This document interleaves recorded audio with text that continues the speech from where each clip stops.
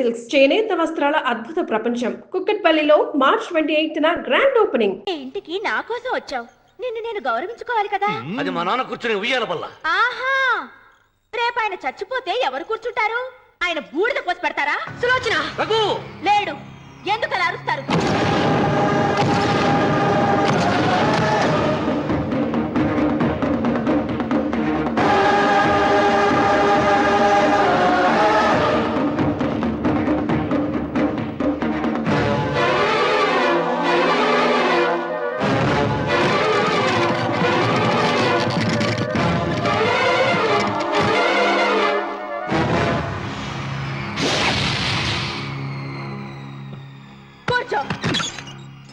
నువ్వు ఈ ఉయ్యాల బల్ల మించి లేచావంటే నన్ను చంపుకు తిన్నట్టే. అన్వర్,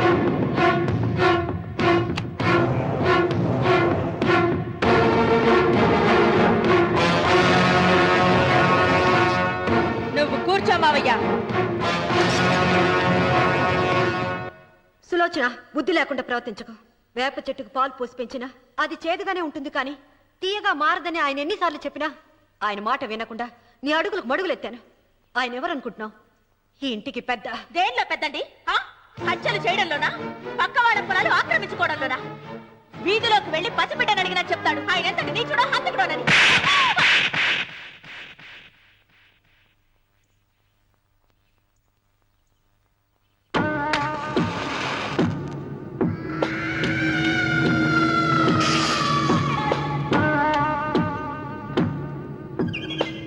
అమ్మా, నువ్వెన్నైనా చెప్పు, నా భార్య మీద చేయి చేసుకోవడం నేను సహించలేను. రఘు, అన్నయ్య నీ భార్య మీద చేయి చేసుకోవడం తప్పే, కానీ దానికోసం వాటాలు పంచమని చెప్పడం న్యాయం కాదురా. నాన్న అన్నయ్యని కూడా తన వాటా తీసుకుని వెళ్ళిపోమంటున్నారు. కావాలంటే నేను నీ భార్య కాళ్ళు పట్టుకుని క్షమాపణ చెప్తాను రా. అమ్మమ్మమ్మమ్మమ్మమ్మమ్మమ్మమ్మ, నేను 100 సార్లు మీ కాళ్ళు పట్టుకుంటాను. మా బతికేదో మమ్మల్ని బతకనివ్వండి. ఏంటి నించున్నారు? రండి, అక్కడ ఎదురు చూస్తున్నారు. చేసినంత చేసి కాళ్ళు పట్టుకుంటుందట మహాతల్లి. నీ కన్నీళ్లకు రాళ్లు కరుగుతాయి గాని కన్నవాళ్లు కరగరు సీత.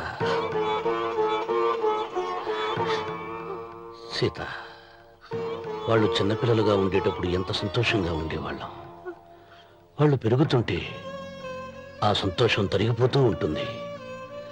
వాళ్ళు మన భుజం దాటి పెరిగాక ఇక గడప దాటి ఎప్పుడు వెళ్ళిపోతారా అని ఎదురు చూడటమే మన పని. బాధపడ.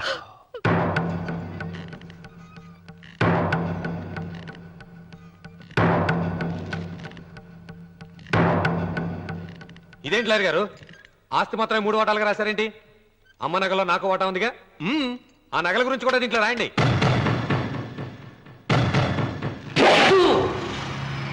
అది మీ తాత పిత్రార్జితం కాదు, నా స్వార్జితం కాదు. నా భార్య స్త్రీధనం. అందులో వాటా ఎవరికి రాదు, లేదు. ఓహో, అమ్మ గదిలోకి వచ్చేదిస్తే నా మీద ప్రేమ అనుకున్నాను. నగలివ్వాలని ఏడుపా. ఈ ఏడుపేదో నన్ను కనక ముందు ఏడవాలి.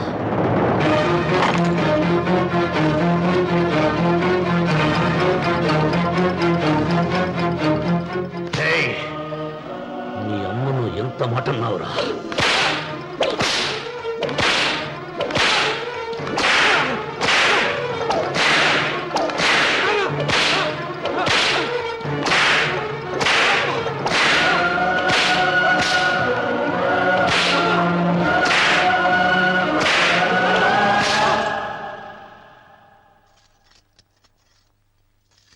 మీరేం పెద్ద మనిషి అండి? పెళ్ళైన కొడుకుని కొడతారా? ఆస్తి కూడా ఇష్టం లేకపోతే ఇష్టం లేదు అని చెప్పండి. కూలి చేసుకుని బతుకుతాం, లేదా ఆలయం ముందు అడుక్కు తిని బతుకుతాం.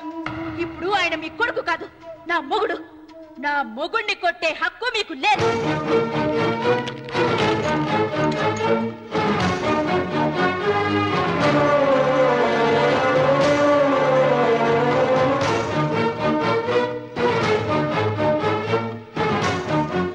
రఘు, నీకు కావాల్సింది ఈ నగలేగా, తీసుకొచ్చాను, తీసుకోరా. వద్దమ్మా, వద్దు.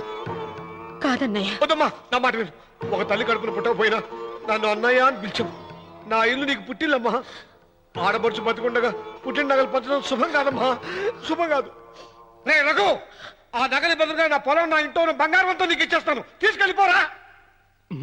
అలాగే లాయర్ గారు, అవి కూడా రాయండి.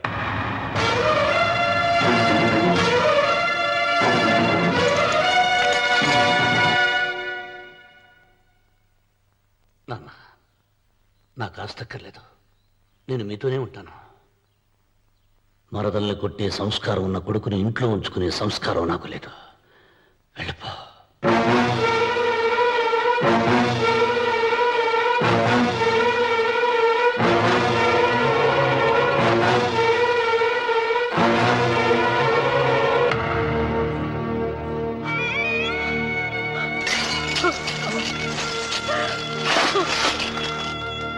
సీతమ్మ, అమ్మ సీతమ్మ, సీతమ్మ. ఒరే రావుడు, నాకేదో భయంగా ఉందిరా. ఆ దేవుడి శాపం తగిలింది, లేకపోతే నీ కుటుంబం ఇలా ముక్కలైపోవటం ఏంటి? నా మాట విను, వెళ్ళు. ఆ శివలింగాన్ని తిరిగి తీసుకొచ్చి యథాస్థానంలో ప్రతిష్ఠించరా.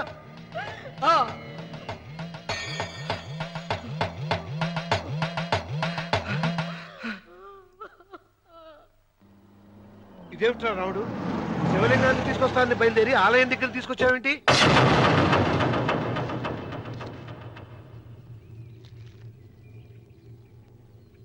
ఎలారా ఈ ఆలయాన్ని పడగొట్టాలి? ఎప్పుడు రా సంబశివరావు పొలం నా సొంతం అవుతుంది? వెంకన్న, నా పట్టుదల కోసం నేను ధరించిన ఈ నల్ల చొక్కా ఎప్పుడు రా మార్చేది? ప్రతీకారం కోసం ప్రమాణం చేసి వేసుకున్న నా తండ్రి మొలతాడు ఎప్పుడు రా నా మెడ నుంచి ఊడిపడుతుంది? వెంకన్న, చెప్పరా, ఆ ఆలయాన్ని పడగొట్టి ఉపాయం చెప్పు. ఇంత జరిగినా కూడా నీ అహంకారం తగ్గలేదురా? నారు పొయ్యకుండా నీరు పెట్టకుండా ఈ ప్రపంచంలో పెరిగేది ఒక్కటే, అహంకారం. అది నా సొంతం.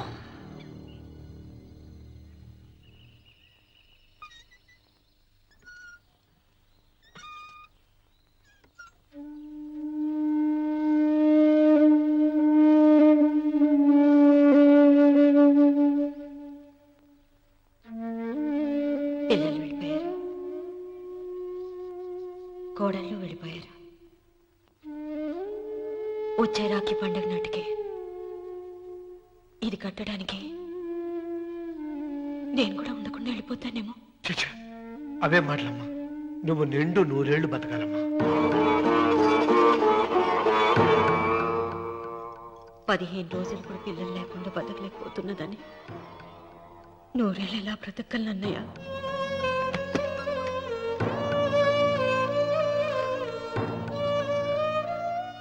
వీటి కోసమేగా మా పిల్లలు ఇద్దరిని ఇంట్లోంచి వెళ్ళగొట్టారు. నేను చనిపోయాక మా ఇద్దరు కోడలికి సమానంగా పంచిపెట్టమని చెప్పు. ఇప్పుడు ఎందుకమ్మా అదంతా?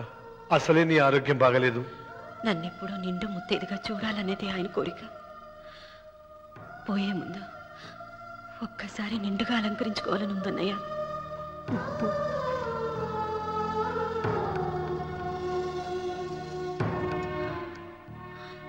ఈ అన్నయ్య లేకపోతే నా ఈ కోరిక తీరేది కాదు. నీ చేతులతో అలంకరించన్నయ్య.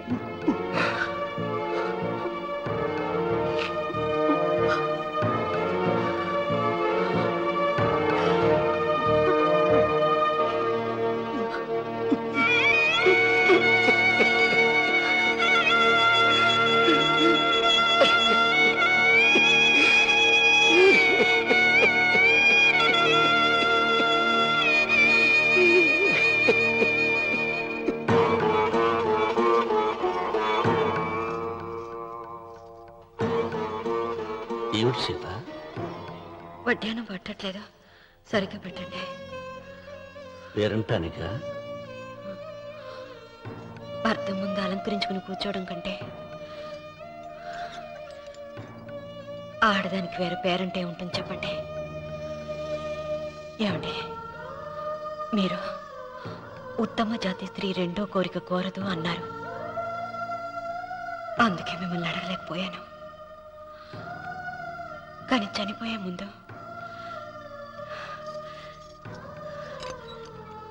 నీ ఆఖరి కోరిక ఏమిటి అని అడుగుతారు. నా ఆఖరి కోరిక ఆ శివలింగాన్ని తీసుకొచ్చి ఇంటి ముందు ప్రతిష్ఠించండి. సీత, పళ్ళు గట్టిగా ఉంటాయని, నాలుక మెత్తగా ఉంటుందని మనం పళ్ళకే ఎక్కువ విలువనిస్తాం. వయసు పైన పడుతుంటే ఒక్కొక్క పన్ను రాలిపోతుంది. వయసు పెరుగుతున్న కొద్దీ ఒక్కొక్క బిడ్డ దూరం అయిపోతాడు. కానీ నాలుక మాత్రం భర్తకు భార్య లాంటిది, భార్యకు భర్త లాంటిది. బ్రతికినంతకాలం తోడుగా ఉంటుంది. బిడ్డలు దూరం అయిపోయారని ఏదోదో మాట్లాడుతున్నా. సీత, నా మీద కోపం వచ్చిందా?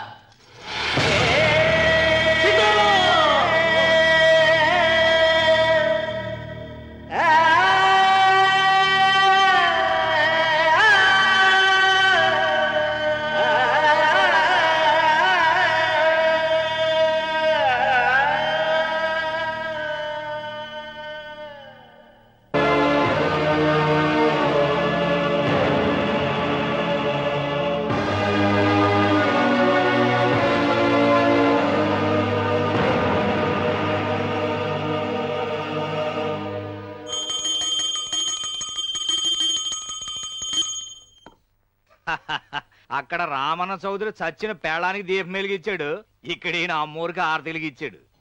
నేను ఆ రోజే చెప్తేనే అది చాలా మహిమగల శివలింగము, దాని జోలికి పోతే సర్వనాశనం అయిపోతాడని. పిల్లలేమైనారు? ఇల్లు వదిలిపోయినారు. పెండ్లాము లోకం ఏడ్చిపాయ. ఇక రామన్న చౌదరితో పాటు ఆయన వంశం కూడా గబ్బులేచిపోతాడు. ఒకవేళ భయపడి ఆ శివలింగం మళ్ళీ యథాస్థానంలో పెడతాడేమో. పెట్టడు. పెట్టాలని ప్రయత్నిస్తే ఎట్లా ఆపాలనో మనం చూసుకుందాం.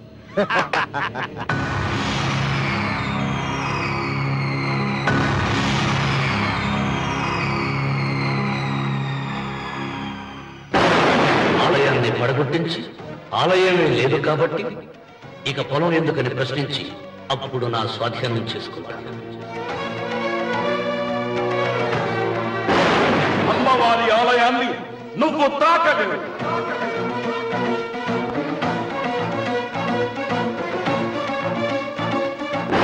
ఆలయం పడగొట్టలేదండి.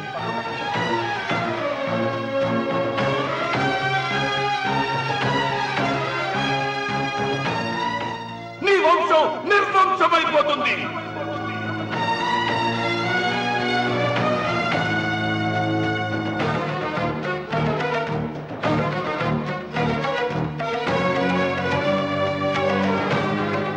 ఆ శివలింగాన్ని తీసుకొచ్చి ఇంటి ముందు ప్రతిష్ఠించండి.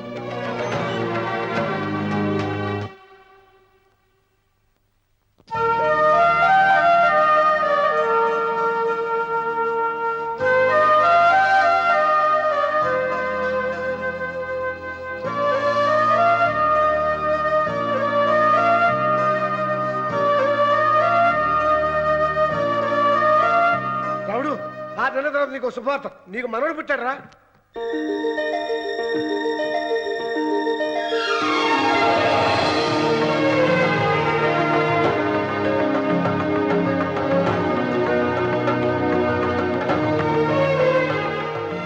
మావయ్య,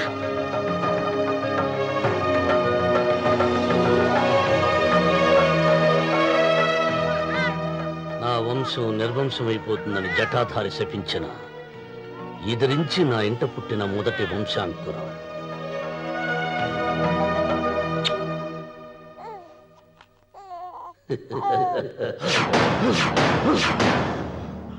నవ్వుతున్నాడు. ఆ రమణ నవ్వుతున్నాడు. మళ్ళీ నవ్వుతున్నాడు. వాడు నవ్వుతున్నాడు. వారసుడు పుట్టాడని హాయిగా నవ్వుతున్నాడు. వాడి ముఖంలో ఆనందం కనిపిస్తే నీ జీవితంలో నిప్పులు పోసుకున్నట్టే. తెలుసా? నా అనుమానం, మూడో వాట కింద తను ఉంచుకున్న ఆస్తి, అంతస్తు, నగలు అన్ని అన్ని అన్ని ఆ బిడ్డకి రాసిస్తాడు. తెలుసా? మొన్న డాక్టర్ పరీక్షించి ఏం చెప్పింది నీకు? పిల్లలు పుట్టే అవకాశం చాలా తక్కువగా ఉంది అని చెప్పలేదు? చెప్పు.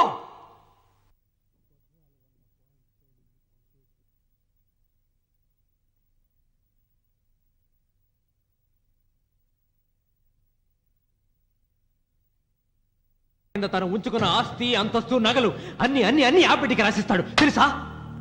మొన్న డాక్టర్ పరీక్షించి ఏం చెప్పింది నీకు? పిల్లలు పుట్టే అవకాశం చాలా తక్కువగా ఉంది అని చెప్పలేదు? చెప్పు. గొడ్రాలు అన్న పాయింట్తో నిన్ను పంపేసి మళ్ళీ కొడుక్కి పెళ్లి జరిపిస్తాడు. దిక్కుతోచని నువ్వు ఆత్మహత్య చేసుకుని చచ్చిపోతావు. ఇదంతా జరగకుండా ఉండాలంటే నీ తోడికోడలు కన్న బిడ్డని కన్నట్టే చంపేయాలి. ఈ భయాలేవి పెట్టుకోవద్దు. మీ నాన్న గుండెల్లో కత్తి కసా కసా దింపిన కసాయి వాడి మీద పగ తీర్చుకుంటున్నాననుకో, అంతే. బిడ్డ చచ్చిపోతే దిగులుతో రుక్మిణి చచ్చిపోతుంది. ఆమె పోతే ఈ ఇంటికి ఆ ఇంటికి అసలింటికి అన్నిట్లో నీదే పెత్తనం.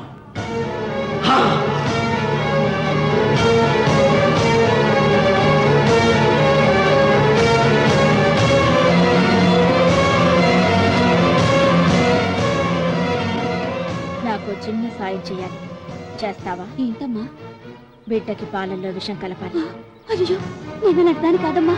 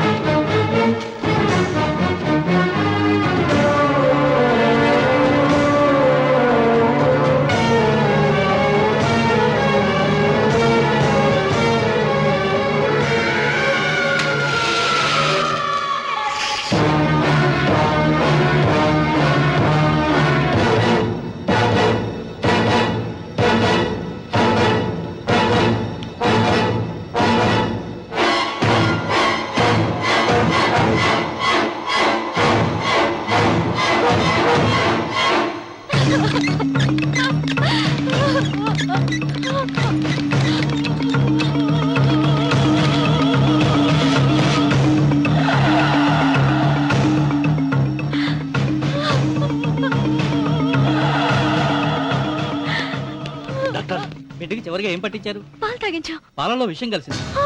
Sister, call doctor Reddy. చివరిగా పాలు ఎవరు పట్టించారు?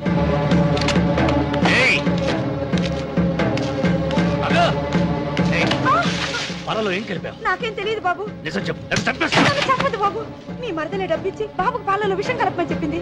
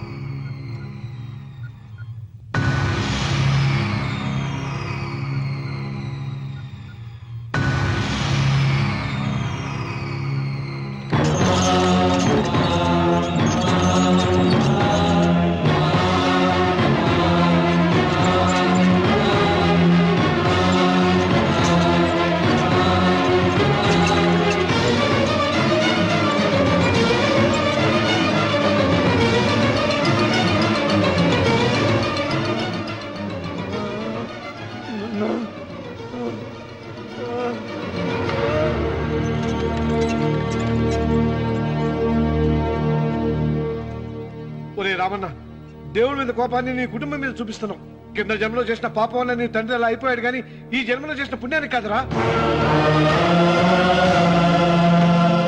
దేవుణ్ణి చూపించు, దేవుణ్ణి చూపించు అన్నావు. నీ కనుపాపంతో ఉన్న సూర్యుడినే కన్నెత్తి చూడలేని వాడివి అసలు దేవుణ్ణి ఎక్కడ చూడగలవరా?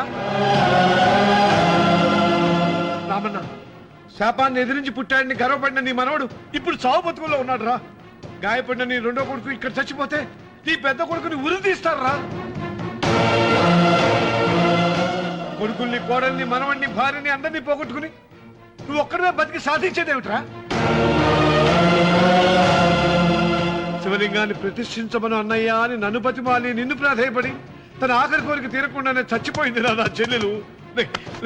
బ్రతికుండగా నీ భార్య కోరిక తీర్చలేదు. కనీసం ఆవిడ ఆత్మశాంతికైనా ఆ శివలింగాన్ని తిరిగి తీసుకొచ్చి మళ్ళీ ప్రతిష్ఠించరా, ప్రతిష్ఠించు. ఆ శివలింగాన్ని తీసుకొచ్చి ఇంటి ముందు ప్రతిష్ఠించండి. నీ బిడ్డని కాపాడుకోవడానికి కొద్ది గంటలే టైం ఉంది. శివరాత్రి ఘడియలు ముగిసిపోతే నీకు పశ్చాత్తాపం మిగిలిపోతుంది తప్ప వంశం మిగలదురా. వెళ్ళు, త్వరగా వెళ్ళరా.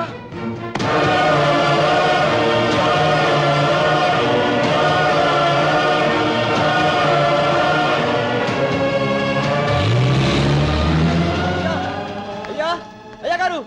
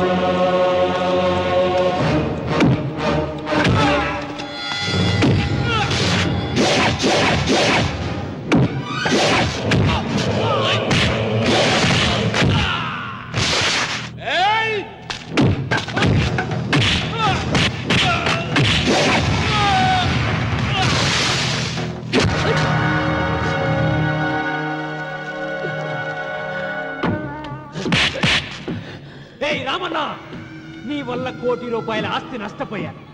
నేను ఇష్టపడిన సీతను నాదానిగా చేసుకోలేకపోయాను. నిన్ను నీ వల్ల 14 ఏళ్ళు శిక్ష అనుభవించాను రా.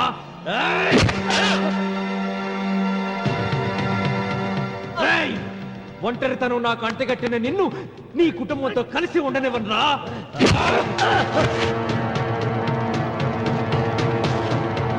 నిన్ను చంపి నా పగ తీర్చుకుంటాను రా.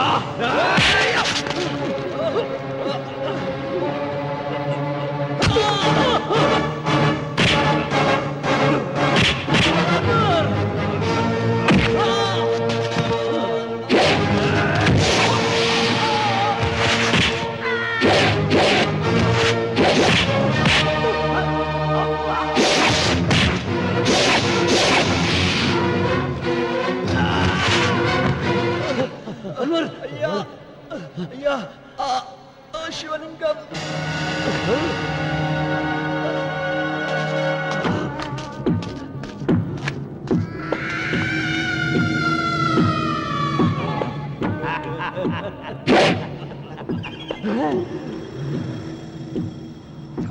ఏయ్, రాయలసీమ రామన్న చౌదరి, ఇప్పుడు చూస్తా నిన్ను ఏ దేవుడు కాపాడతాడో.